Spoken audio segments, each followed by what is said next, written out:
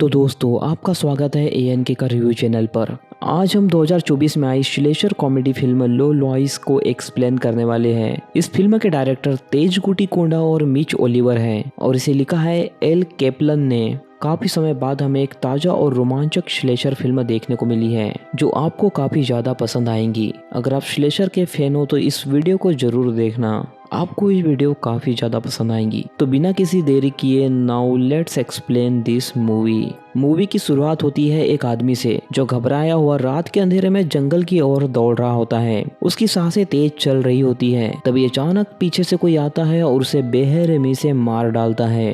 अगले दिन एक परिवार कीथ, उसकी पत्नी कैथलीन, बेटी एमी और बेटा जेफरी कैंपिंग करने के लिए इस जंगल में पहुंचते हैं। सही जगह देखकर वो अपनी आरवी रोकते हैं। कीथ लंच तैयार करता है लेकिन एमी हमेशा की तरह अपने फोन में व्यस्त रहती है। जब कीथ उसे खाना खाने के लिए कहता है तो वो मना कर देती है और टहलने के लिए निकल जाती है, या फिर कहे तो धुआं उड़ाने के लिए। और यहाँ पर आप लोग समझ ही गए होंगे कि धुआं उड़ाने से मेरा मतलब क्या है, क्योंकि उसे धुआं उड़ाने की लत लगी हुई है। एमी के जाने के बाद तीनों ने खाना खत्म किया।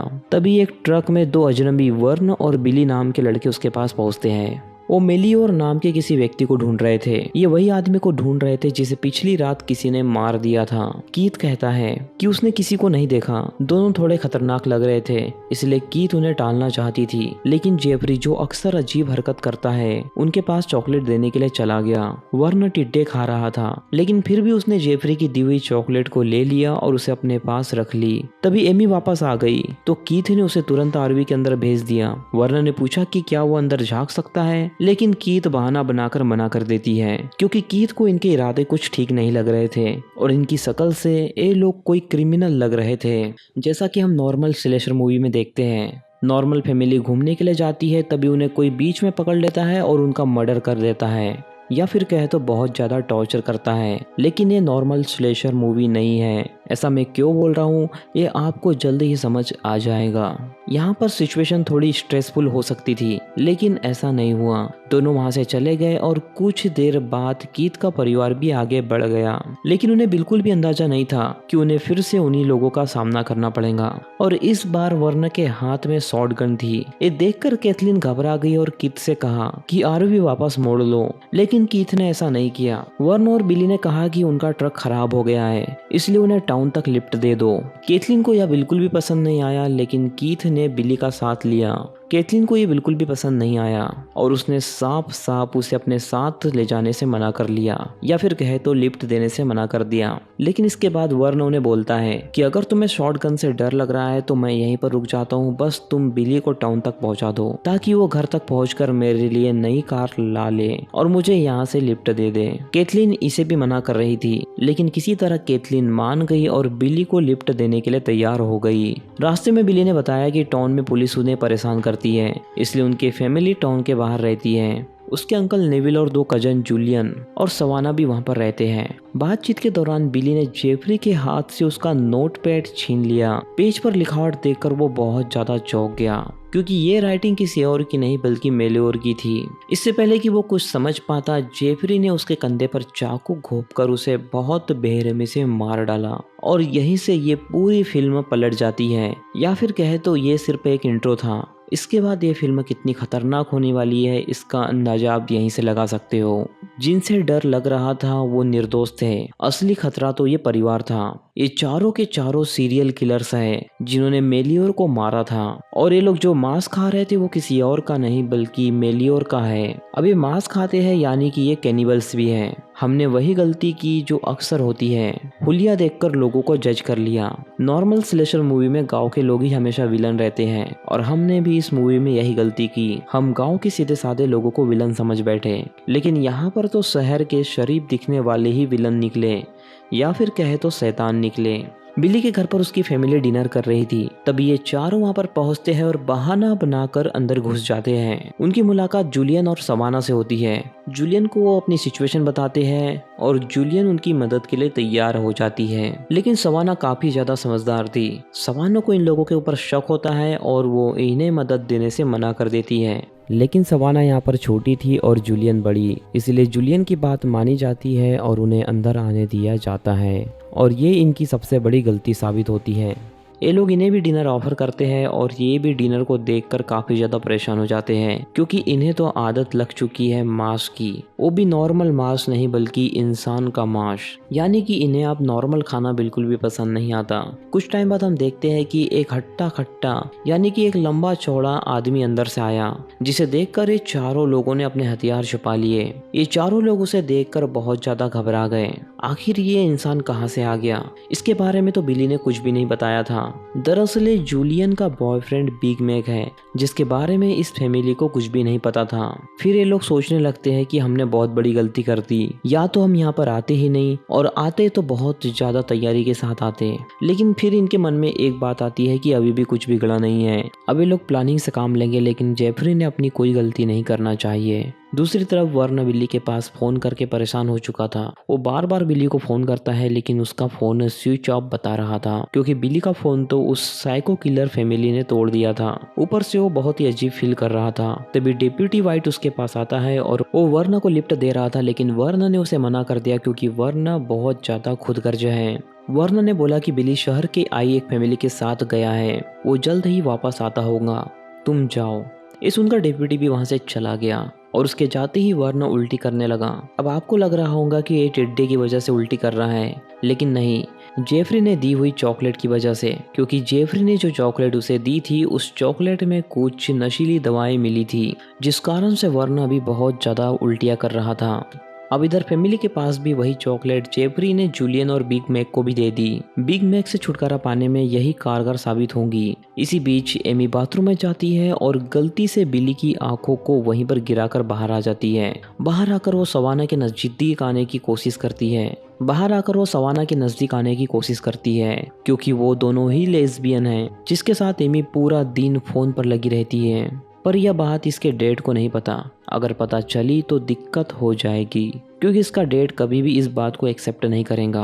खैर अभी तो वो सवाना से चिपकना चाह रही थी कि तभी बीच में जूलियन आ गई। सोने से पहले सवाना सबको पियानो प्ले करके दिखाती है और इससे एमी और भी ज्यादा इम्प्रेस हो जाती है। फिर आई सोने की पारी।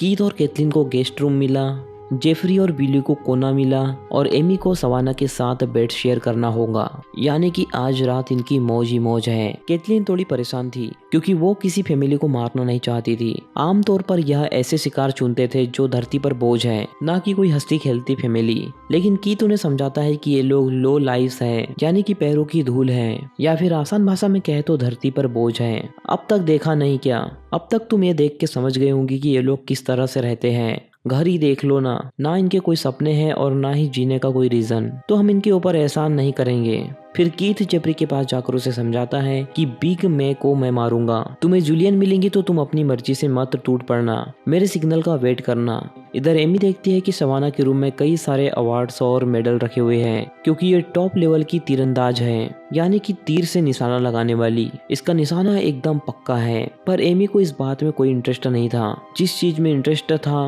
वो उसने चालू कर दिया। इसी बीच चॉकलेट का असर शुरू हो गया। जूलियन बाथरूम में उल्टी कर रही थी और बिग मैक घर के बाहर। बस तभी मौका देखकर जेफरी बिग मैक को मारने के लिए पहुंच गया। इधर कीथ भी कुल्हाड़ी लेकर अंकल के रूम में पहुंच जाता है। तभी शोर से अंकल जाग गया तो कीथ ने सीधा कुल्हाड़ी उसके मुंह में घुसा दी। तभी काफी ज्यादा शोर होने के कारण अंकल जाग गया तो कीथ ने जल्दबाजी में सीधा कुल्हाड़ी उसके मुंह में घुसा दी। जेफरी भी बिग मैक के ऊपर चढ़ गया। उसने बिग मैक के ऊपर काफी सारे वार किए और आखिरकार बिग मैक को मार डाला। कीथ ने इसे साफ साफ मना किया था, लेकिन इसने इतना बड़ा शिकार अकेले किया, इसलिए खुश होकर कीथ ने उसे बिग मैक की जीप दे दी। बिग मैक की जीप उसे इनाम के तौर पर मिली और इधर कुछ ऐसा ही चलता है। इनमें दोनों आदमी मारे गए और अब बची है तो सिर्फ लड़कियां। इधर कमरे में ये दोनों रोमांस कर रहे थे, लेकिन तभी एमी ने अपना चाकू निकाल लिया। पर तभी सवाना ने बोला कि मैं यह नहीं कर सकती। उसने एमी को पीछे धकेला तो चाकू उल्टा उसी के अंदर घुस गया। ये देखकर सवाना बहुत ज्यादा घबरा गई और उसने उसकी इतनी ज्यादा देखभाल की कि वो उसे मारते मारते रुक गई। यानी एमी के अंदर उसको मारने का जुनून खत्म हो गया। एमी के लिए फर्स्ट एड बॉक्स लेने के लिए सवाना बाहर गई। एमी फर्स्ट एड बॉक्स लेने के लिए बाहर गई तो थोड़ी दूर पर उसे दिखाई दी उनकी आरवी।